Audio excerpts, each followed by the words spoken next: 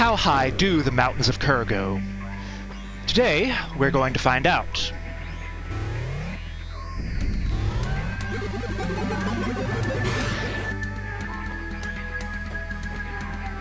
You will recall that previously, we came up here on the right side of Kur and fought Geartob, the Scorpion boss, in this large room. We're going to see what lies beyond here today.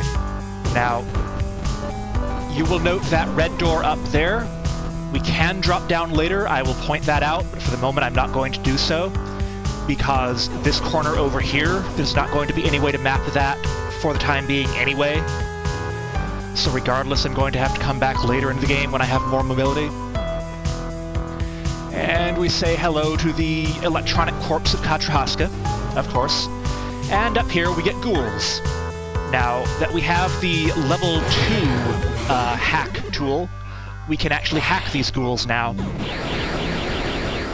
All it really does is slow them down, but it's mildly useful. So let's see. I'll wait to go to the left until a little bit later. Let's go this way first. We can get through that now, no problem. And a blue switch. That must be special. Oh look, more drones. Repair drones. Which is what we're supposed to be looking for, according to the plot. Excellent. Now the giant robots will be in perfect health again. That's exactly what we want.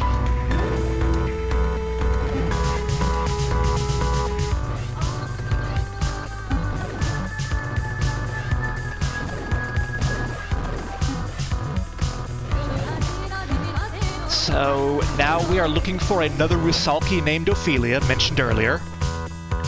Oh, and now we have little repair drones running around. They don't do much of anything, but... Alright, that's enough of that. And up here we have these things that look to me like some kind of big fluffy sheep, but apparently they're actually moths. The wiki calls them baby moth mites and adult moth mites.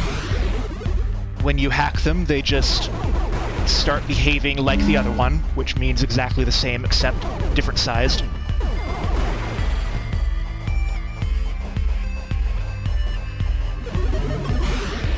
There's really no good reason to do it, I don't think.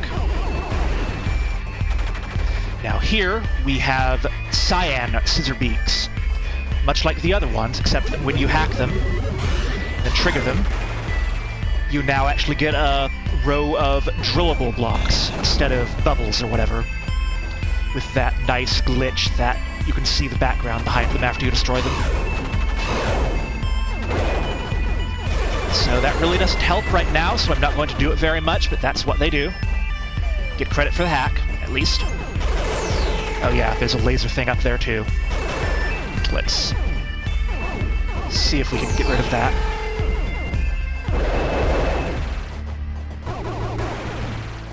There are just a lot of things right here in this corner that want to kill you. So just take it slow, one at a time. Don't rush. Like that laser urchin up there. I'll try to get it on the next pass. Come on. Do I have an angle I can get this thing at?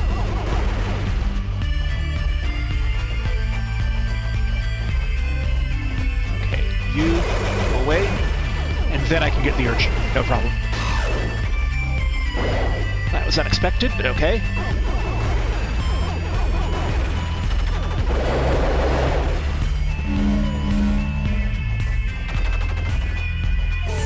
Oh dear. Got you.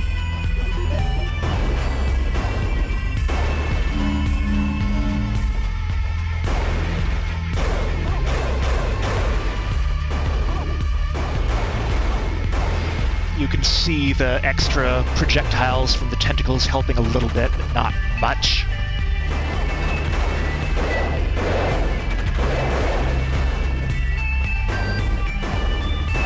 Okay, so with all of that mess out of the way, just try to get this thing out of the way so it doesn't drop on me later. The only place we can go from there, really, as long as I'm thinking about it, let me hack this big Mothmite too. Again, all it does is make it behave like one of the small ones, but we can't do anything useful up there, but we can shoot the drone, not there. Up here, and that way it can get through this little passage here and open that switch. And that allows trace through this gate over here. I think that switch just does the same thing from the other direction.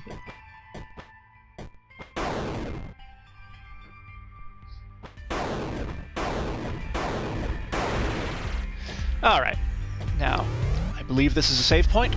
Yes.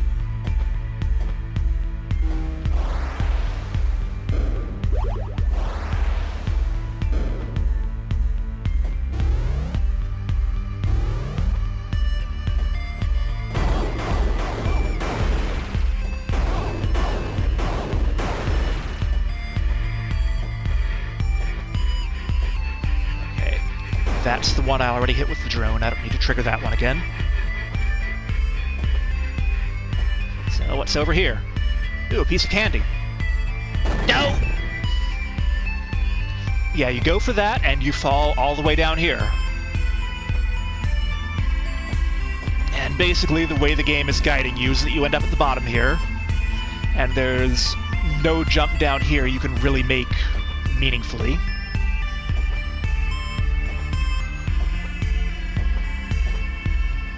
You can shoot the drone up here.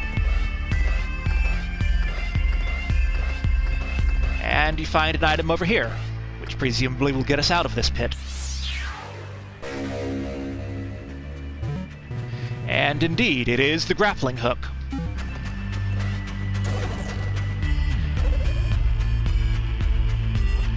Now, the Grappling Hook is not quite as much of a mobility enhancer as it was in Super Metroid. I believe it was inspired by the grapple in a NES game called Bionic Commando, which I don't know anything about, but you can adjust your height like Super Metroid. But it's challenging to actually maintain momentum with it. It's not really that much of a mobility enhancer.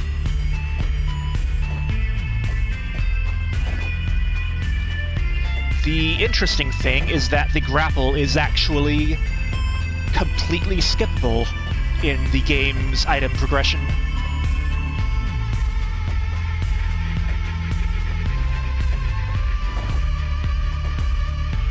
Once you get it, you can come up here through this tunnel above where it was as Trace and get this health node fragment too. But if you use the save warp trick that I mentioned earlier to get back to Absu immediately after... Didn't mean to fall all the way down. Oh well. After getting some of the actual critical items in Kur, you do not need to come this way at all. You don't need to fight Gear Tob. You don't need to get the grapple.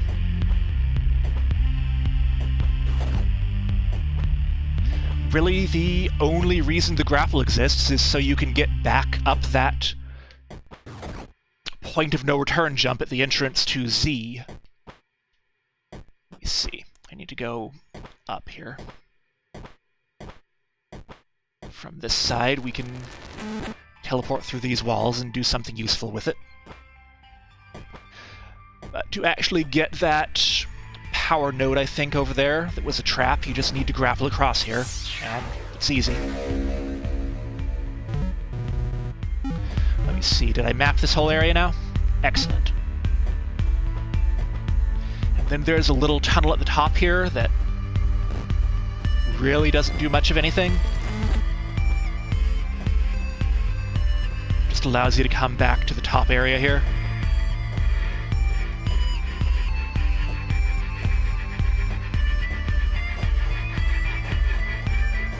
That way over there is just another way you could have gotten out after getting the grapple through there.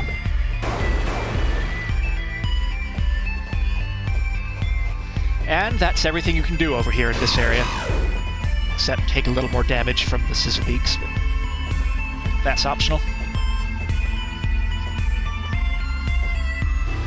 So, as you might imagine, we can now go back with the grapple and get a few other things that we couldn't get to earlier.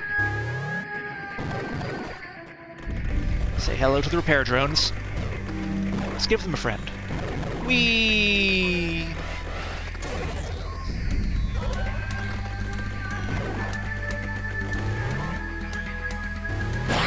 Over here, by the way, you'll actually see the repair drones will fight other enemies like that. It doesn't really help anything. It's just a nice little signal that something is progressing in the game world. Your actions are actually having an impact. So, let me see. I just want to come down here.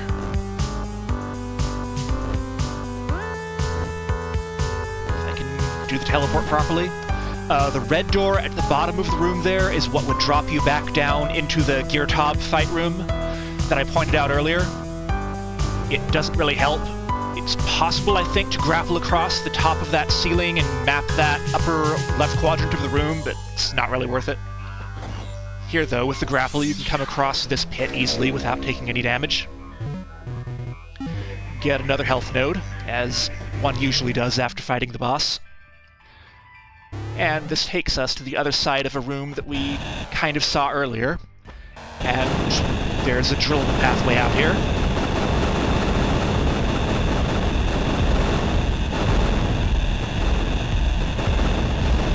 You'll notice also that after a few power nodes, we can drill faster too. Mildly interesting. So that just takes us out on the other side of this room, which is where we got one of the power-ups earlier. I think this was where the drone originally was.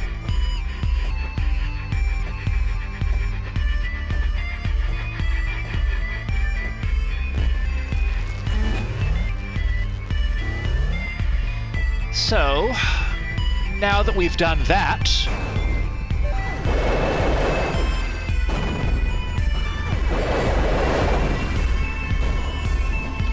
you'll remember that health node fragment over there that we couldn't get to earlier. Well, actually we could have, I think, if you shoot the drone very carefully up there. But that's a lot of work, and it's easier just to do it properly with the grapple. Because then all you have to do is not that. The grapple does make it a little easier to climb here, though. Let's see, can we do this with the grapple? No, that's not what I wanted to do at all.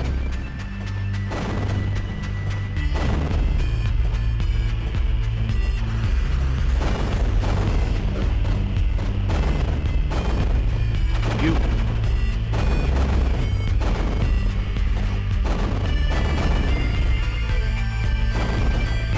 Yeah, the easiest way usually is just to hug the ceiling like this, just mash B. And having done that, we get another health node fragment, which actually gives us another health bar. Excellent. And we grapple along that ceiling, that takes us over here. And similarly, we can now grapple along that ceiling up there. Get to the top of this ledge. I'm not going to jump down there just yet.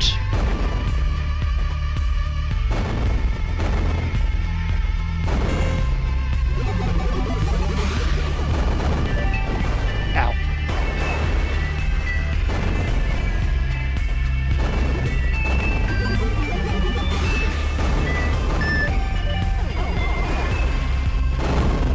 And that brings us up to the top here where we had that drillable area before. And we can actually go up to the next area here. It's another snowy area with the Moth Mites. You'll notice that when they're on the ceiling like that, they just go back and forth, but if you go underneath them, they will drop on you. So that's where they actually become a little bit dangerous. Nothing down here.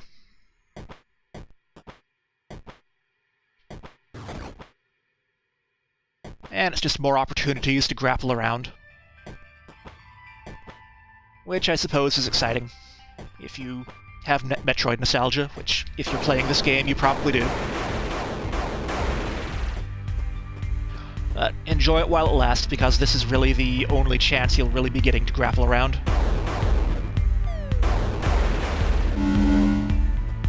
Anything down this way? No, that's just where I came from.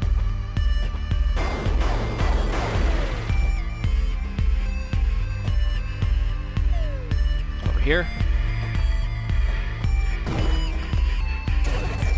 Well, I see a drone tunnel there, so let's try that. You see, up here there is a note. It's a beige note.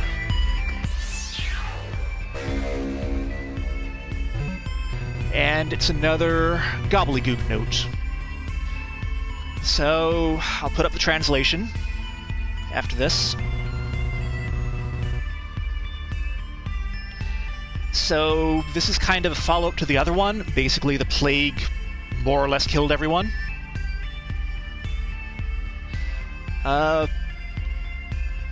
I would imagine when they say look for us in the caverns wherever, they're talking about the area in Absu where all the bones were earlier in the game. I wanted to keep the drone active, didn't I?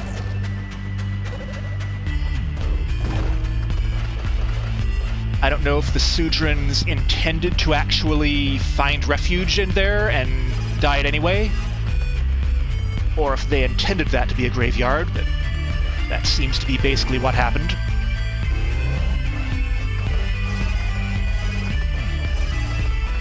And now we get another drone maze here.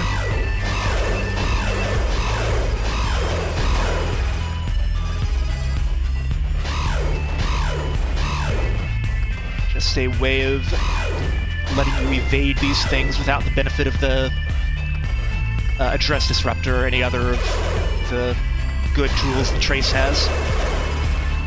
But that wasn't too bad. What's in here? Just you. No problem.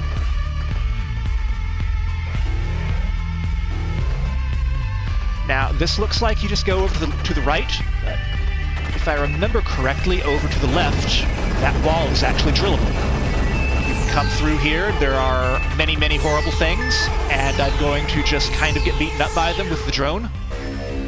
Also, I can get this health node fragment, which, as it happens, does not restore the drone's health, unfortunately. The drone can just tank the damage, I think. Maybe. Except now that we end up in Laser Urchin world. So I'm just going to be very careful here. Ow. Need to be more careful than that, though. Ah.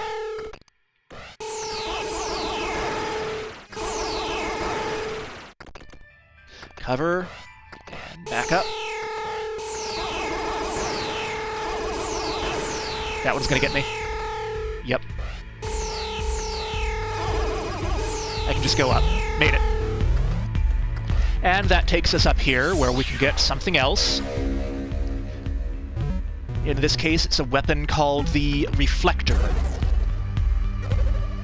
It's not really clarified in the game, by the way, but the little circles you get for the weapons and most of the other items, they're intended to be like data disks for the Axiom disruptor. But the Reflector is a thing like that bounces around Arkanoiding. It doesn't really help all that much, but situationally, maybe. Let me see, where else can I go in here?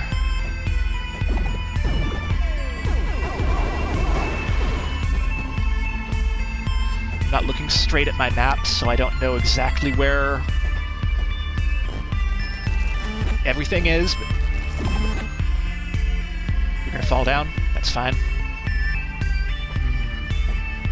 I'm gonna have to come down here and go around, aren't I? Yeah. So now I come up on top here. I don't think I can do anything over here, can I? Nope. Ah!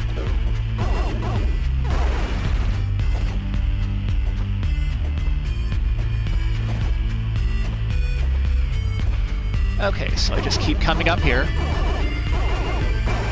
Through more of the sheep. go up this way.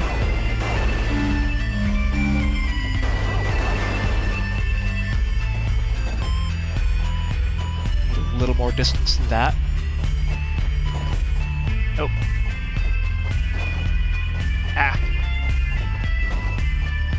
Okay, there it is. Now, let me see. I'll go over there to the right in a minute. But first, if I can avoid missing jumps. There it is. Now, you'll see up there, there is a Cyan Scissorbeak. Do not trigger it, do not destroy it yet. Instead, make sure you hack it. And then, when you trigger it, you get that all the way over there. Now, you can grapple all along there, but that's more work than it's really worth. All you really have to do, drill it, shoot the drone up there, and wander over here. And drill through the floor. Over here, you get another... Is that a power node fragment? Yes, it is. And don't cancel the drone yet, because you can drop down and come over here. There's another note. Which one is this? It's a black and purple note. And this is actually a rather important note. There's a few things being said in here that are notable. First page here, he's talking about the mind being an algorithm. That is actually a theory that the developer of the game advanced on his personal blog well before he started development on this game, I think. You can still find that linked onto the internet if you Google around. But what the author of this note is alluding to is basically the idea of quantum immortality, the idea that a conscious entity, a conscious algorithm, cannot actually experience its own cessation.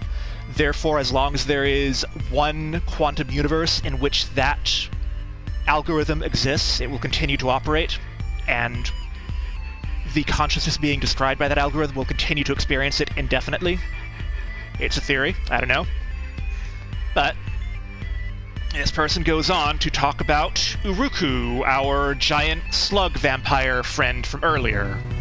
And similar to the previous note concerning Zeder, we have a description here of someone's consciousness being corrupted, possibly like a glitchy algorithm. Now, in this particular case, whoever wrote this sees themselves as some kind of amalgamation of Uruku and a Thetos, apparently. In any case, whatever this author is being rather tortured by whatever their consciousness is becoming. And if you read the original sci-fi story that introduced the idea of quantum immortality, that is the dark side of it, I suppose. You cannot guarantee that the universe in which your consciousness continues will be one that is pleasant for you. So, on that pleasant note, let's wander on over here. Note also that they describe the experience as becoming paranoid, possibly explaining why bosses like Uruku are so ready to see Trace as a demon they need to destroy when they encounter him. So what does that mean at this point? Maybe a Thetos is like a computer virus infecting something else? I don't know at this point, not clear. So, we can actually come up here. First of all, let's go to the right, I think.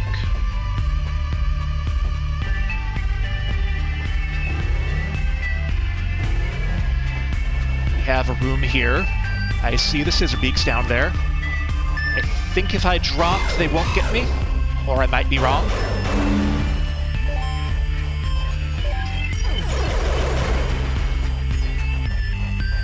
What I can do, though, is use my new Reflector and get some of those interesting angles.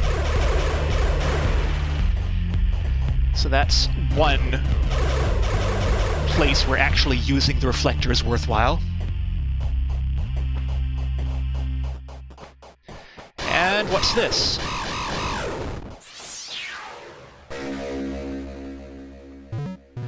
This is the enhanced drone launch, which, as you might imagine, allows you to shoot the drone much further. meaning you can now shoot it to ledges like that. And by doing that, we can come up here. Keep using the reflector to... I don't need it for these. You will notice that just using the Axiom Disruptor basic attack, you end up doing a lot more damage, but as long as you can get them at a straight angle.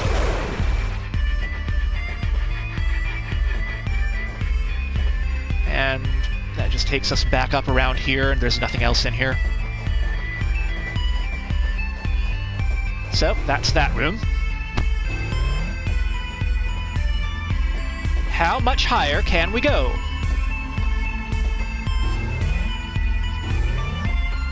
Well, this looks pretty flat, so this might actually be the top of Kur. We'll see. Over here we have a save point if you wish to use it.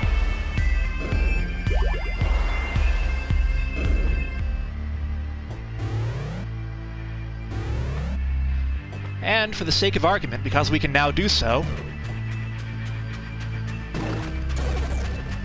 there is a ledge up there we could shoot the drone onto, I think, if we tried hard enough, but then there's really nowhere you can go from it. Let's see, I think... you can use the drone to map like that, I think. If you convert it at the top of its arc, maybe? Maybe I'm just not going high enough, but... yeah, there it is. So that's one way you can map hard to reach, high up areas.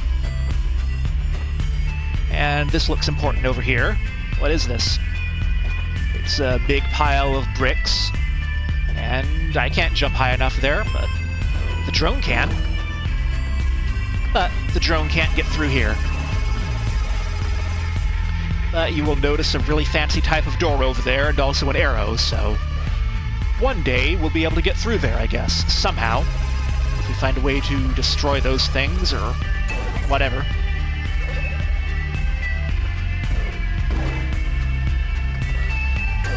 But you'll notice that if you aren't aware, you can activate the drone at the top of the projectile's arc. You wouldn't be able to get in that little opening up there.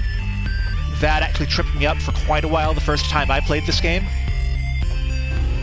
But for now, there is nothing further we can do up there, so let's just go on back down. Let me look really quickly at my map here, see if there's anything else I want to do while I'm on the top of Kur here, because I will not be coming back up here for a while.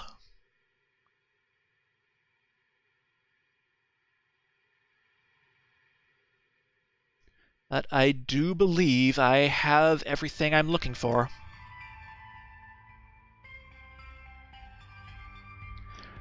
So...